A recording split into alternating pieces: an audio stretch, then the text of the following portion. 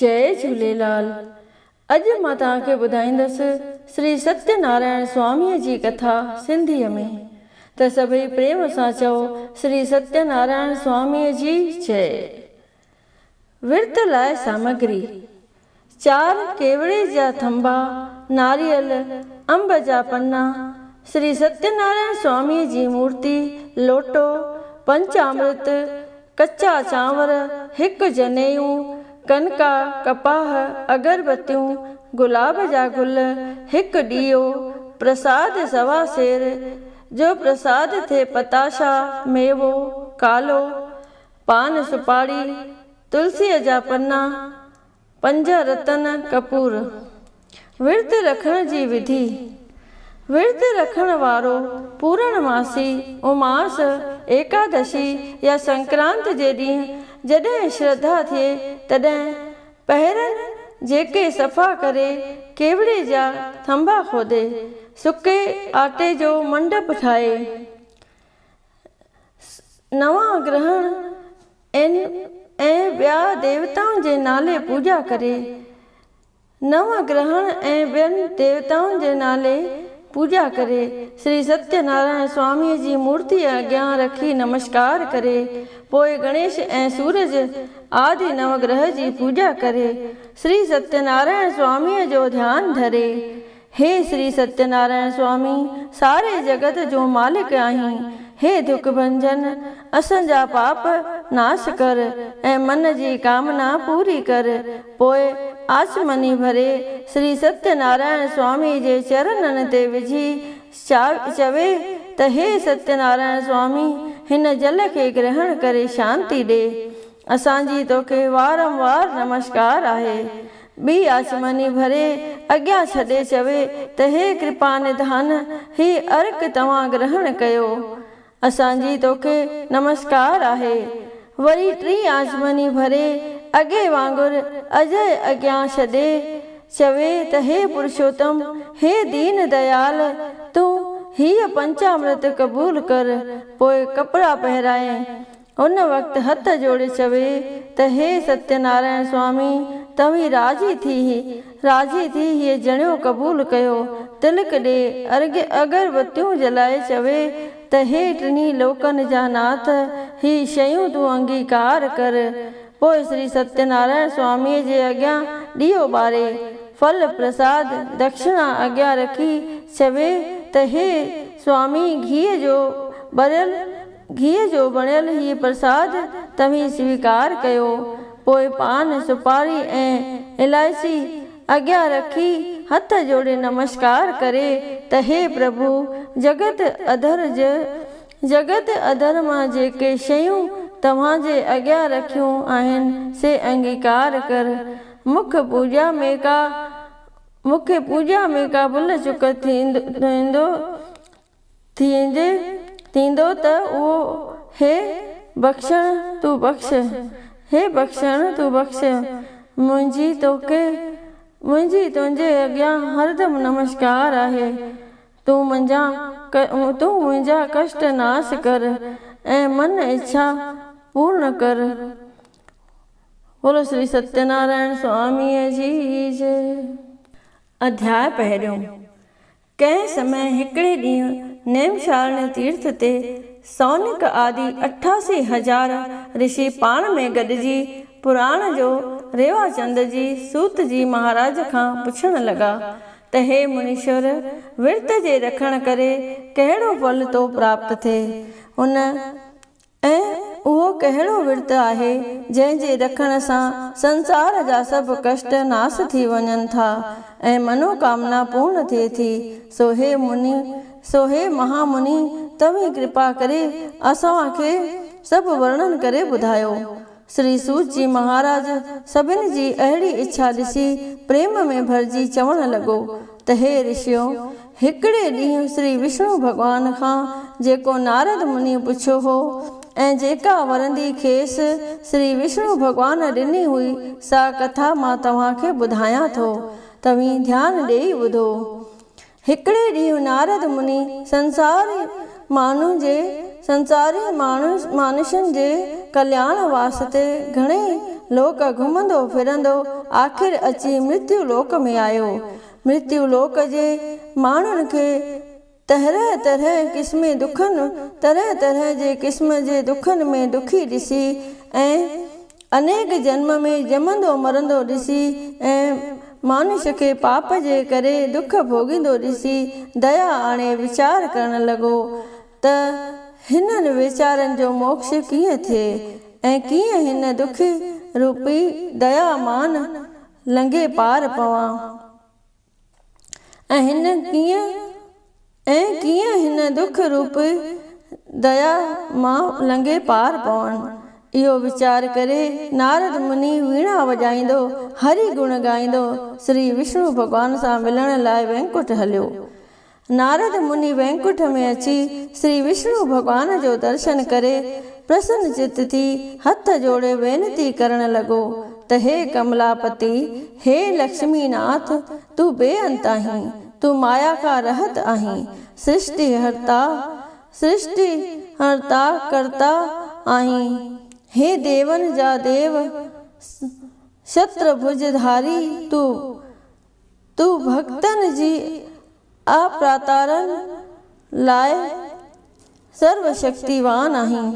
सो हे टिनी लोकनि जा नाथ, तोखे मुंहिंजी वारंवार नमस्कार आहे। जॾहिं नारद मुनि श्री विष्णु भॻवान जी अहिड़ी तरह प्रशंसा करे रहियो हो तॾहिं श्री विष्णु भॻवान प्रसन्न थी नारद मुनि खे चवण लॻो त हे मुनीश्वर, तूं कहिड़ी मनोकामना रखी हेॾो पंधु करे आयो आहीं। मां तो ते सदाईं प्रसन्न आहियां। तिन जी जेका मन जी कामना हुजे सा ॿुधाए त पूरी करियां। तुंहिंजी जेका मन जी कामना हुजे सा ॿुधाए त पूरी करियां। नारद मुनि श्री विष्णु भॻवान जा इहे मिठा वचन ॿुधी प्रसन्न थी हथ ॿधी वेनती करण लॻो त हे भॻवान, मूं घणाई लोक घुमी ॾिठा, मगर मृत्यु लोक जहिड़ो हाल मूं किथे बि कोन ॾिठो आहे। वीचारा मनुष्य तरह तरह क़िस्म जे दुख ऐं कष्ट भोगे रहिया आहिनि। केतिरा नीच जोनियुनि में जनम वठी पाप करे दुखी थी रहिया आहिनि। सो हे दयालु, हाणे कृपा करे को अहिड़ो सवलो उपाय ॿुधायो जंहिंजे करण सां उन्हनि जा कष्ट दूर थी वञनि। श्री विष्णु भॻवान नारद मुनीअ जा इहे प्रेम भरिया वचन ॿुधी चवण लॻो त हे नारद मुनि, तोखे शाबाशी हुजे। दुखी मनुष्य जे कल्याण लाइ तो जेको सवाल कयो आहे तंहिं लाइ मूंखे ॾाढी ख़ुशी प्राप्त थी आहे। हाणे मां तोखे हिकु अहिड़ो सवलो उपाय ॿुधायां थो जंहिंजे करण सां दुखी मनुष्य अनेक दुखनि खां छुटी सुख खे प्राप्त थींदा। सो तूं ध्यानु ॾेई ॿुध। वॾनि फलनि जो ॾियण वारो, मन जी कामना खे पूरी करण वारो हिकु महापवित्र विर्त आहे जंहिंजे रखण जो नमूनो मूं अॼु ताईं कंहिंखे बि कोन ॿुधायो आहे। वॾनि फलनि जे ॾियण वारो, मन जी कामना खे पूर्ण करण वारो इहो हिकु महापवित्र विर्त आहे जंहिंजे रखण जो नमूनो मूं अॼु ताईं कंहिंखे बि कोन ॿुधायो आहे। हे नारद मुनि, इहो विर्त सूरज ऐं देवताउनि खे बि मिलणु दुर्लभ आहे। सो तुंहिंजी अहिड़ी परोपकार ऐं प्रेम खे ॾिसी ॿुधायां थो। इहो विर्त श्री सत्यनारायण स्वामीअ जो आहे जंहिंजे रखण सां दुखियनि जा दुख नाश थी वञनि था, अन्न धन जो वाधारो थिए थो ऐं संतान जो सुख पाए थो। श्री विष्णु भॻवान जा इहे वचन ॿुधी नारद मुनि हथ ॿधी पुछण लॻो त हे कृपा निधान, इन विर्त रखण जी विधि कहिड़ी आहे ऐं फल कहिड़ो आहे ऐं कहिड़े ॾींहुं इहो महापवित्र विर्त रखिजे। सो कृपा करे सभु ॿुधायो। नारद मुनीअ जा इहे वचन ॿुधी श्री विष्णु भॻवान चवण लॻो त हे नारद, सुख दुख खे नाश करण वारो ऐं खे वधाइण वारो जेको महापवित्र विर्त आहे सो पूर्णमासी उमास या एकादशीअ जे ॾींहुं जॾहिं श्रद्धा थिए तॾहिं रखी सघिजे थो। विर्त जे ॾींहुं शाम जो पंहिंजे कुटुंब सूधो सुशील ब्राह्मण खे घुराए श्री सत्यनारायण स्वामी जी पूॼा करे हिकु मोदक सवा सेर जो या सवा 5 सेर जो अटे जो खंड जो या गुड़ विझी ठाहे उन में कवर जूं फरियूं विझी रखे। पोइ श्रद्धा सां श्री सत्यनारायण स्वामी जी कथा ॿुधे आरती करे ब्राह्मण खे धन ॾे भोजन खाराए। पोइ कथा ॿुधण जेको आया हुजनि तव्हीं सभिनी खे तयारु कयल मोदक मां प्रसाद ॾे पोइ पाण विर्त छोड़े। अहिड़ी तरह विर्त रखण करे मनुष्य खे वॾो फल मिलंदो ऐं मन जी कामना पूरी थींदी। इते श्री सिकंद पुराण ते रेवा खंड में श्री सत्यनारायण स्वामी जी कथा जो पहिरियों अध्याय समाप्त थियो। सभई बोलो श्री सत्यनारायण स्वामी की जय, राजा रामचंद्र की जय, मुरली मनोहर कृष्ण भगवान की जय, सभी देवी देवताओं की जय। अध्याय 2। श्री सूत जी महाराज सौनिक आदि ऋषियुनि खे चवण लॻा त हे ऋषियो, श्री विष्णु भगवान नारद मुनि खे चवण लॻो त हे नारद, इहो श्री सत्यनारायण स्वामीअ जो विर्त जंहिं रखी फल पातो आहे सा कथा मां तोखे ॿुधायां थो, तूं ध्यानु ॾेई ॿुध। काशी नगर में शतानंद नाले तमामु ग़रीब ब्राह्मण रहंदो हो जो वीचारो बुख में व्याकुल थी पेट पालण जे लाइ रोज़ शहर जे गलियुनि में धिका खाईंदो हो, मगर हुन ते कंहिंखे बि दया कोन ईंदी हुई। जो कोई रोटी टुकर ॾेसि सो खाए। उन जो अहिड़ो बुरो हाल ॾिसी श्री विष्णु भॻवान खे उन ते दया आई ऐं हिकिड़े ॾींहुं ॿुढे ब्राह्मण जो रूप धारे उन वटि आयो ऐं पुछण लॻुसि त हे ब्राह्मण, तूं छो व्याकुल थी अहिड़ो दुखी गुज़ारे रहियो आहीं? शतानंद ॿुढे ब्राह्मण खे कलावान ॾिसी चवण लॻो त हे महाराज, मां तमामु ग़रीब ब्राह्मण आहियां। रोज़ पेट पालण जे लाइ शहर जे गलियुनि में भिख्या पिनण ईंदो आहियां, मगर क़िस्मत खां अहिड़ी हथ जो मूं ते को बि दया नथो आणे। ॾियनि पोइ ॾियनि ॾाढो दुखी गुज़ारे रहियो आहियां। अगरि को उपाय तव्हांखे सुझे त कृपा करे ॿुधायो। ॿुढे ब्राह्मण जे रूप में श्री विष्णु भॻवानु चवण लॻो त हे ब्राह्मण, हिकु उपाय आहे जंहिंजे कारण सां तूं हिन दुख खां छुटी सुखी गुज़ारंदे। सो ही आहे त तूं श्री सत्यनारायण स्वामी जो विर्त रख ऐं उन जी पूॼा कर जो दिलि घुरिया मतिलब पूरा कंदो आहे। शतानंद ॿुढे ब्राह्मण जी अहिड़ी ॻाल्हि ॿुधी पुछण लॻो त उहो श्री सत्यनारायण स्वामी कहिड़ो आहे जंहिंजी पूॼा ऐं विर्त रखण सां मां हिन दुख मां लंघे पार पवंदुसि। ॿुढे ब्राह्मण श्री सत्यनारायण स्वामी जी महिमा हिन रीति वर्णन कई। श्री सत्यनारायण स्वामी उहो आहे जो अंतर्यामी, हर हंधि हाज़िर हजूर, मन जी कामना पूरी कंदड़, अविनाशी पार ब्रह्मा, सभिनी जे कष्ट खे निवृत्त करण वारो कमलापति आहे। उन जी तूं सची श्रद्धा सां पूॼा कंदे ऐं विर्त रखंदे त दुखनि खां छुटी सुखी थींदे। एतिरो चई ॿुढो ब्राह्मण जो ख़ुदि श्री विष्णु भॻवानु हो शतानंद खे श्री सत्यनारायण स्वामीअ जे विर्त रखण जी उन जे पूॼा पाठ जो नमूनो ॿुधाए हलियो वियो। शतानंद ब्राह्मण घर अची इहा ॻाल्हि पंहिंजे ज़ाल खे चयो ऐं मन में पको निश्चय कयो त सुभाणे कीअं बि करे विर्त रखंदासीं। सॼी राति खेसि इन्हीअ चिंता में निंड कोन आयसि। सुबुह थींदे ई उते सनानु पाणी करे ज़ाल खे चयो त लेपो पाए घर खे शुद्ध कर, जो छो त अॼु असीं श्री सत्यनारायण स्वामीअ जो विर्त रखंदासीं। ईअं चई भिख्या लाइ झोली खणी ॿाहिरि निकितो। भॻवान जे दया सां उन ॾींहुं उनखे बिख्या में अॻे खां ॿीणो चवणो धन मिलियो। सो ख़ुशि थी श्री सत्यनारायण स्वामीअ जा गुण ॻाईंदो घर आयो।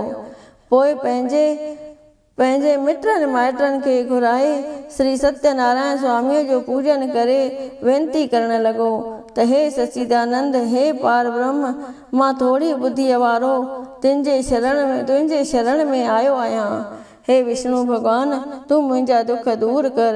हे लक्ष्मीपति, तूं मुंहिंजे मन जी कामना पूरी कर। अहिड़े तरह पूजा करे विर्त छोड़ियईं। आहिस्ते आहिस्ते उहो ब्राह्मण दुखनि खां छुटी धन पदार्थ पाए सुखी गुज़ारण लॻो। शतानंद श्री सत्यनारायण स्वामीअ जे विर्त ऐं पूजा जो अहिड़ो प्रभाव ॾिसी महीने महीने विर्त रखण लॻो। आख़िर सभिनी पापनि खां छुटी वञी मुक्त थियो। श्री सूत जी महाराज सौनक आदि ऋषियुनि खे चवण लॻो त हे ऋषियो, श्री विष्णु भॻवान नारद मुनि खे चवण लॻो त हे नारद, अहिड़ी तरह जेको मनुष्य श्री सत्यनारायण स्वामी जी पूजा करे विर्त रखे थो सो अवश्य दुखनि खां छुटी मुक्त थींदो आहे। सौनक आदि ऋषि श्री सूत जी महाराज खे वेनती करण लॻा त हे स्वामी, तव्हां जेका कथा शतानंद जी ॿुधाई सा ॿुधी ॾाढो ख़ुशि थिया आहियूं, मगर वधीक इहो पुछूं त गुरु त शतानंद ब्राह्मण खां सवाइ ॿियो कंहिं इहो विर्त रखियो जंहिं फल पातो सो कृपा करे असांखे वर्णन करे ॿुधायो। इहा ॻाल्हि ॿुधी श्री सूत जी महाराज ख़ुशि थी चवण लॻा त हे ऋषियो, हिकु काठिर हूंदो हुयो जो रोज़ जंगल मां काठियूं आणे शहर में विकिणी पेट जी पालना कंदो हो। सो विर्त रखी मुक्त कीअं थियो, सा कथा मां तव्हांखे ॿुधायां थो। तव्हां ध्यानु ॾेई ॿुधो। हिकु काठिर हूंदो हो जो रोज़ काठियुनि जी भरी मथे ते रखी शहर में वञी विकिणंदो हो। हिकु ॾींहुं उहो ब्राह्मण शतानंद ब्राह्मण जे घर वटण लंघियो। ब्राह्मण खे पूजा पाठ कंदो ॾिसी पुछण लॻो त महाराज, ही तव्हीं कंहिंजी पूजा करे रहिया आहियो?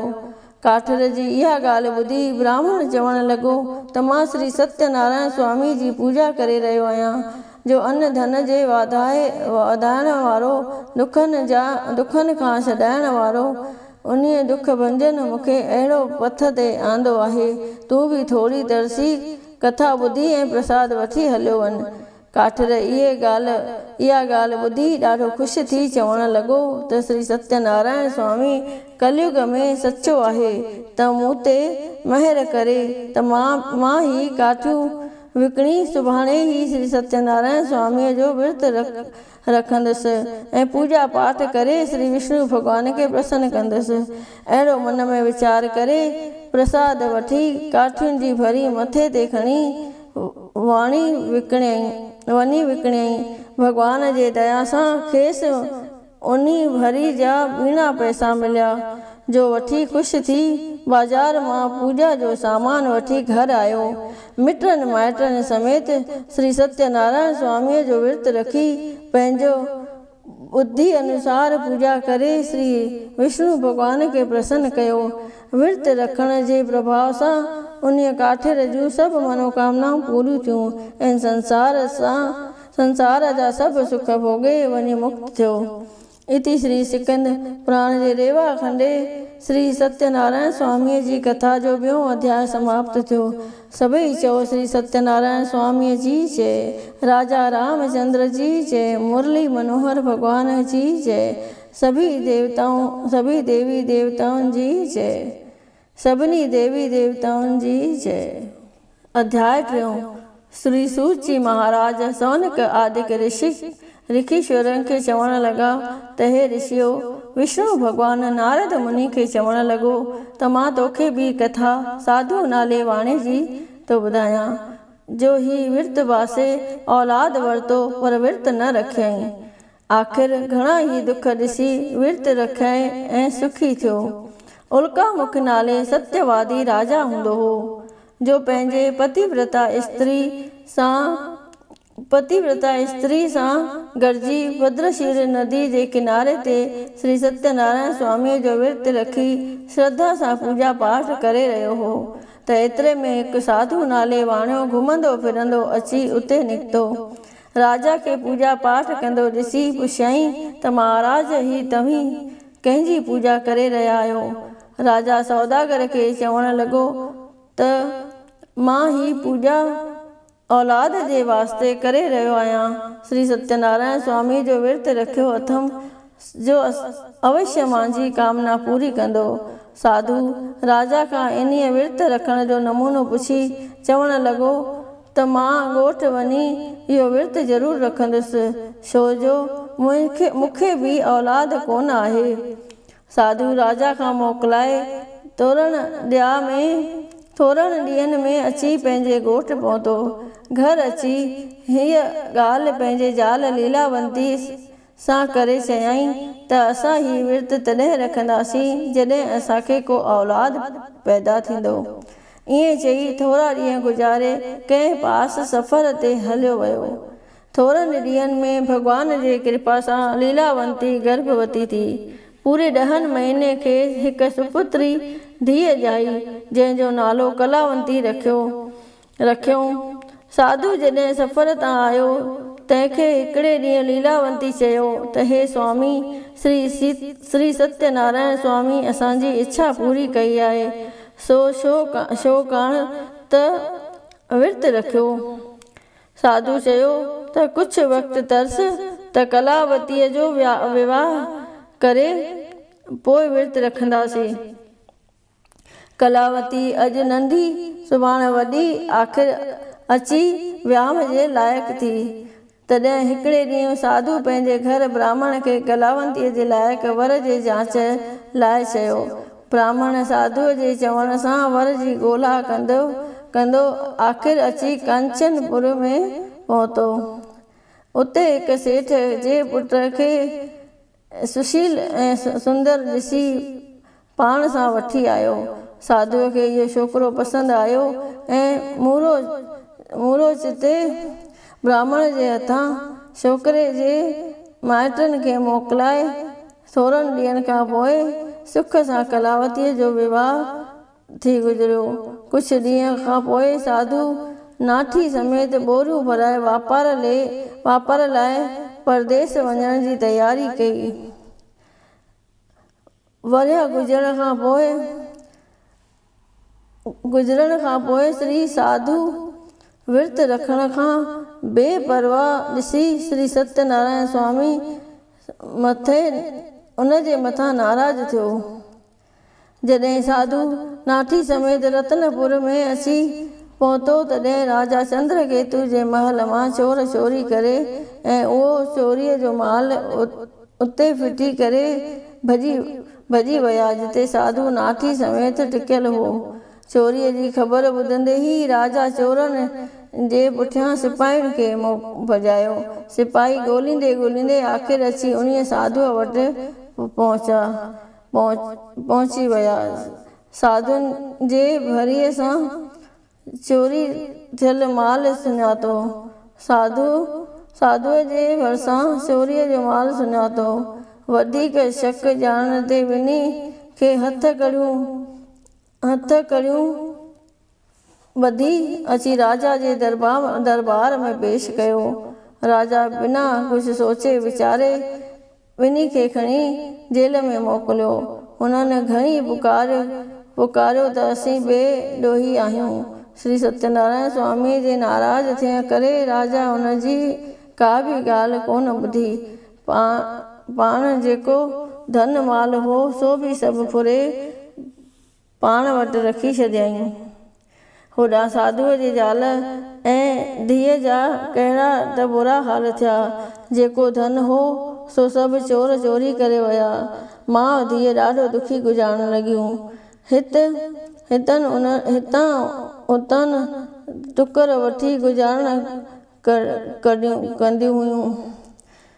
उतां टुकर वठी गुज़ारण कंदियूं हुयूं। हिकिड़े ॾींहं के ब्राह्मण जे घर वयूं। उहो ब्राह्मण श्री सत्यनारायण स्वामीअ जो विर्तु रखी पूजा करे रहियो हो। उते ॿई कथा ॿुधियाऊं ऐं जेको प्रसाद मिलियो हो सो खाधाऊं। लीलावंतीअ धीअ खे चयो त तिनजे जाइ जी श्री सत्यनारायण स्वामी जी सुखा रहियल आहे, जा पिणे बासी हुई। अलाए जे खां अहिड़े दुख ॾिसी रहिया आहियूं, छो न पाण खणी सुभाणे श्री सत्यनारायण स्वामीअ जो विर्त रखूं। ईअं चई ॿई ॼणियूं घर आयूं ऐं ॿिए ॾींहुं मिट माइट घुराए विर्त रखियऊं।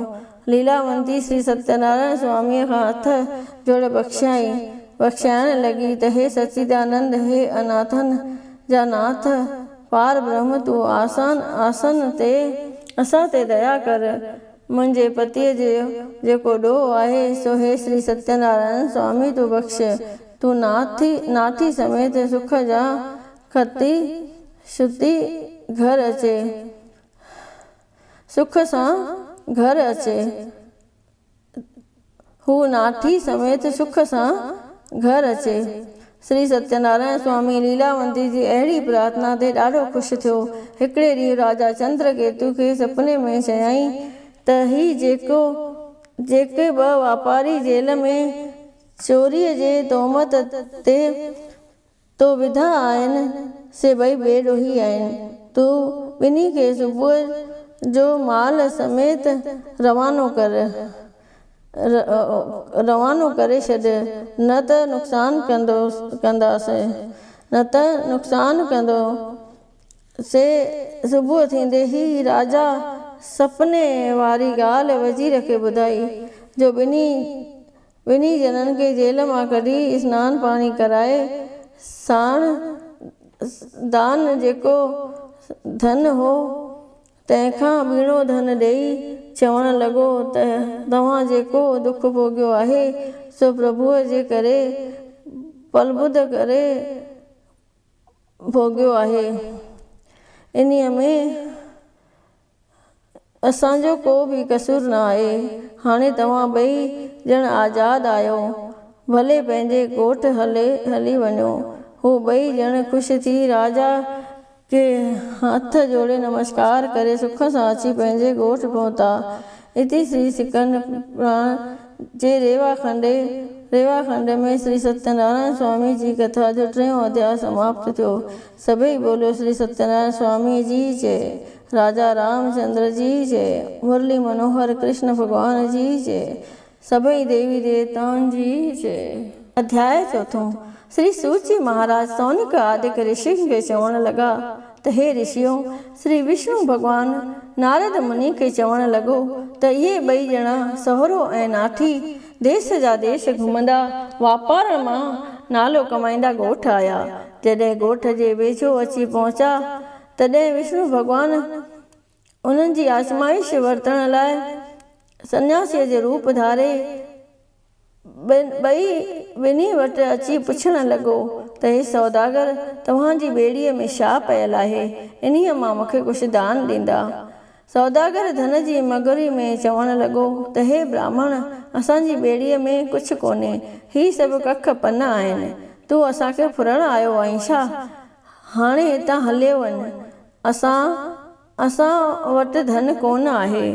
सन्यासी रूप विष्णु भगवान हुनजी अहिड़ी मगुरी ऐं निर्धारता ॾिसी चयो त क्रूर कोन्हे तुंहिंजो सभु चवणु कूड़ कोन्हे, तुंहिंजो सभु चवणु सच आहे।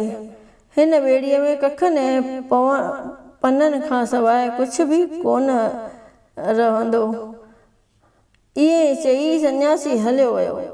जॾहिं साधुअ ॿेड़ी हाकण जो हुकुम ॾिनो तॾहिं ॿेड़ी हल्की ॾिसी वाइड़ो थी वियो। जॾहिं अंदरि ॾिठईं त बराबरि हिते कख ऐं पन लॻा पिया आहिनि। धन माल जो त नालो ई कोन्हे। साधु इहो हाल ॾिसी बेहोश थी किरी पियो।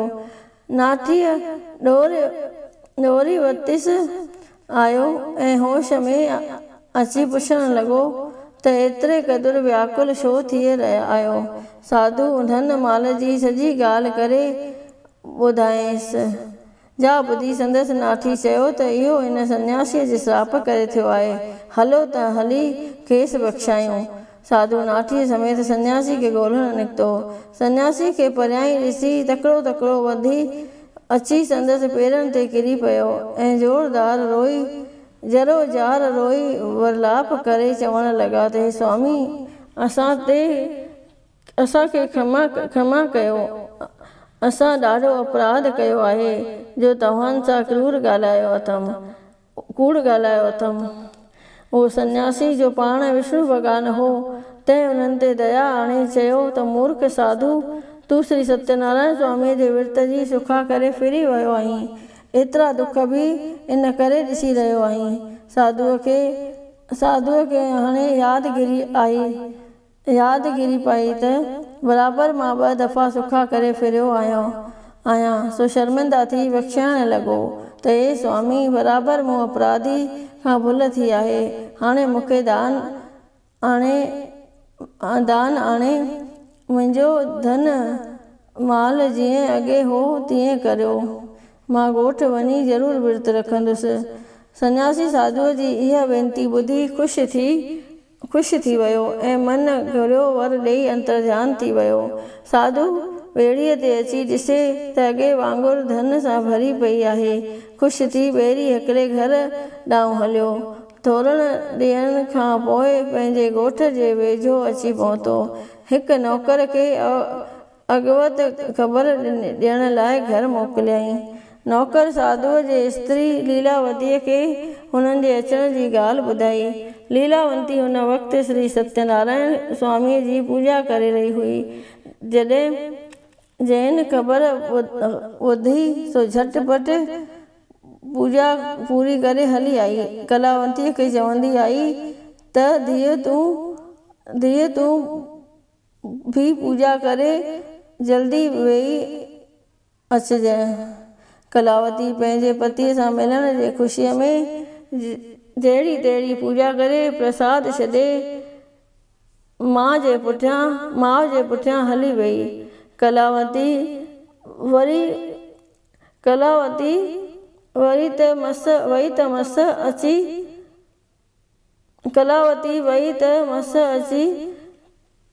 पहुती त ॿेड़ी अची ॿुॾण लॻी। इहो हाल ॾिसी सभई अची रोअण पिटण लॻा। कलावती बेहोश थी किरी पई। माउ खेसि उथारे होश में आणे धीरज ॾियण लॻी। साधू अहिड़ो हाल ॾिसी श्री सत्यनारायण स्वामीअ में यकीन ऐं विरलाप आणे वचन चवण लॻो त हे दीन बंधु, असां जेके अॻे जन्म में या हिन जन्म में अहिड़ा को पाप कया आहिनि सो बख़्श। हे महाराज, हे भॻवान, तूं असांखे बचाए। हिते आकाशवाणी थी त तुंहिंजे धीअ श्री सत्यनारायण स्वामी सत्यनारायण स्वामीअ जे प्रसाद जो अपमान कयो आहे। श्रद्धा सां उहो खाई ईंदी त खेसि पति मिलंदो। कलावती घर अची प्रसाद खाई भुल बख़्शाए पोइ वरी त अची पंहिंजे पतीअ जो दर्शन कयईं।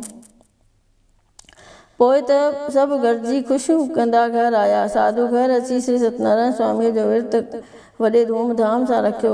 आख़िर संसार में सुख पाए सभिनी पापनि सां छुटी वञी मुक्त थियो।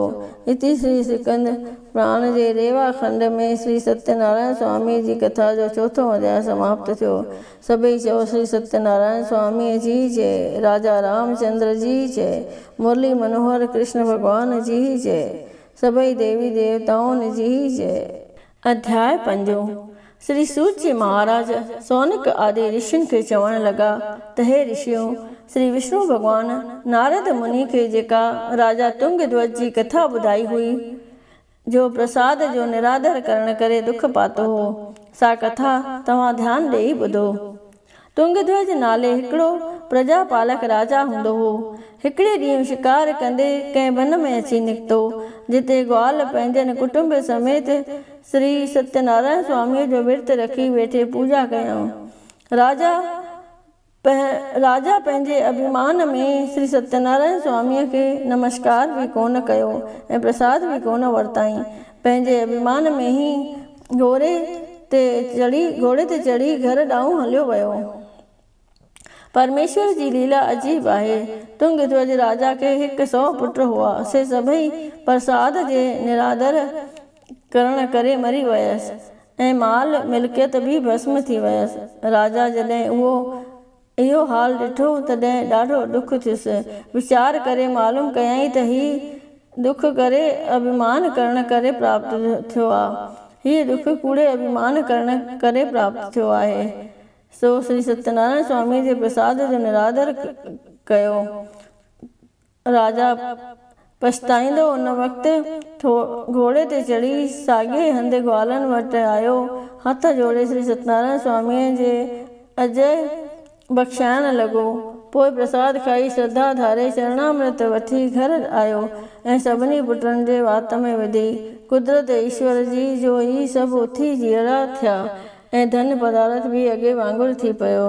राजा ॾाढो ख़ुशि थियो ऐं उन ॾींहं खां वठी श्री सत्यनारायण स्वामीअ जो विर्त रखी पूजा पाठ कंदो रहियो। आख़िर संसारी पदार्थनि जा सुख भोगे वञी मुक्त थियो। श्री सूची महाराज सौनिक आदि ऋषियुनि खे चवण लॻा त हे ऋषियो, श्री विष्णु भॻवानु नारद मुनि खे चयो त श्री सत्यनारायण स्वामीअ जी कथा तोखे ॿुधायमि।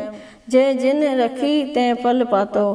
कलयुग में भी इहो विर्त जल्दी फल ॾियण वारो आहे ऐं अंत में वैकुंठ पहुचाइण वारो थींदो आहे। ऐं जेको ही विर्त रखी सची भावना सां रखंदो आहे, हीअ विर्त सची भावना सां रखंदो, तंहिंजी सभु मनोकामनाऊं पूरी थींदियूं। अन्न धन जो वाधारो थींदो ऐं वंश वधंदो।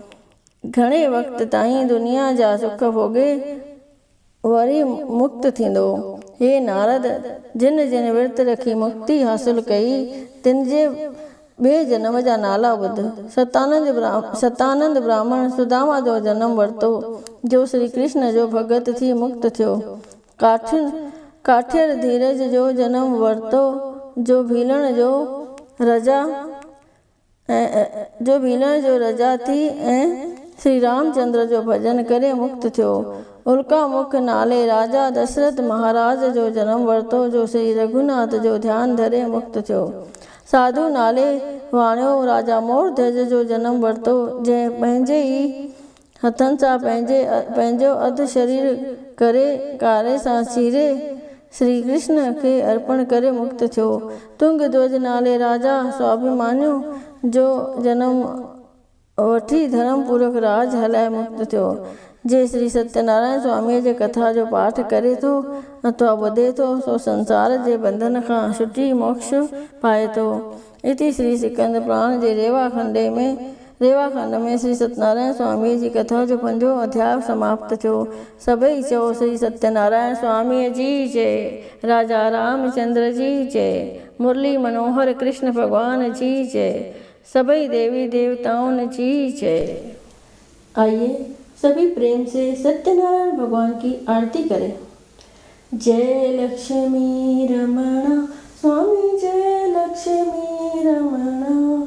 सत्यनारायण स्वामी जनपातक हरणा। ओम जय लक्ष्मी रमणा। रतन जड़त सिंहासन अद्भुत शविराजे, स्वामी अद्भुत शविराजे। नारद करत निरंजन घंटा ध्वनि बाजे। ओम जय लक्ष्मी रमणा। प्रगट भये कलि कारण द्विज को दर्श दियो, स्वामी द्विज को दर्श दियो। बूढ़ा ब्राह्मण बन कर कंचन महल कियो। ओम जय लक्ष्मी रमणा। दुर्बल भील काठर जिन पर कृपा करी, स्वामी जिन पर कृपा करी। चंद्रचूड़ एक राजा तिनकी विपत्ति हरी। ओम जय लक्ष्मी रमणा। वैश्य मनोरथ पायो शरदा तज दीनी। स्वामी शरदा तज दीनी। सो फल भोग्यो प्रभु जी फिर स्तुति कीनी। ओम जय लक्ष्मी रमणा। भाव भक्ति के कारण छिन्न छिन्न रूप धर्यो। स्वामी छिन्न छिन्न रूप धर्यो। शरधा धारण कीने तिनको काज सर्यो। ओम जय लक्ष्मी रमणा। ग्वाल बाल संग राजा वन में भक्ति करी। स्वामी वन में भक्ति करी। मन वांछित फल दीनो दीन दयाल हरि। ओम जय लक्ष्मी रमणा। चढ़त प्रसाद सवायो कदली फल मेवा। स्वामी कदली फल मेवा। धूप दीप तुलसी से राजी सतदेवा। ओम जय लक्ष्मी रमणा। श्री सत्यनारायण जी की आरती जो कोई नर गावे। स्वामी आरती जो गावे रिद्धि सिद्धि सुख संपत्ति सहज रूप पावे। ओम जय लक्ष्मी रमणा। ओम जय लक्ष्मी रमणा। स्वामी जय लक्ष्मी रमणा। सत्यनारायण स्वामी जनपातक हरणा। ओम जय लक्ष्मी रमणा। बोलो सत्यनारायण भगवान की जय। बोलो विष्णु भगवान की जय। बोलो लक्ष्मी नारायण भगवान की जय। ओम जय जगदीश हरे। स्वामी जय जगदीश हरे। भक्त जनों के संकट दास जनों के संकट क्षण में दूर करे। ओम जय जगदीश हरे। जो ध्यावे फल पावे दुख बिन से मन का। स्वामी दुख बिन से मन का। सुख संपत्ति घर आवे। सुख संपत्ति घर आवे। कष्ट मिटे तन का। ओम जय जगदीश हरे। माता पिता तुम मेरे शरण गऊँ मैं किसकी। स्वामी शरण गऊँ मैं किसकी। तुम बिन और न दूजा प्रभु बिन और न दूजा। आस करूँ मैं जिसकी। ओम जय जगदीश हरे। तुम पूर्ण परमात्मा तुम अंतर्यामी। स्वामी तुम अंतर्यामी। पार ब्रह्म परमेश्वर पार ब्रह्म परमेश्वर तुम सबके स्वामी। ओम जय जगदीश हरे। तुम करुणा के सागर तुम पालन करता। स्वामी तुम पालन करता। मैं मूर्ख कलकामी मैं सेवक तुम स्वामी। कृपा करो भरता। ओम जय जगदीश हरे। तुम हो एक अगोचर सबके प्राणपति। स्वामी सबके प्राणपति। किस विध मिलूं दया में किस विध मिलूं दया में तुमको मैं कुमति। ओम जय जगदीश हरे। दीन बंधु दुख हरता तुम ठाकुर मेरे। स्वामी तुम रक्षक मेरे।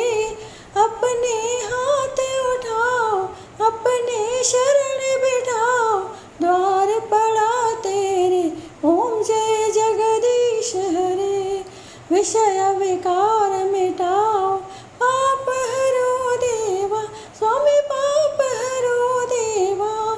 श्रद्धा भक्ति बढ़ाओ प्रेमा भक्ति बढ़ाओ। संतन की सेवा। ओम जय जगदीश हरे। तन मन धन और संपत्ति सब कुछ है तेरा। स्वामी सब कुछ है तेरा।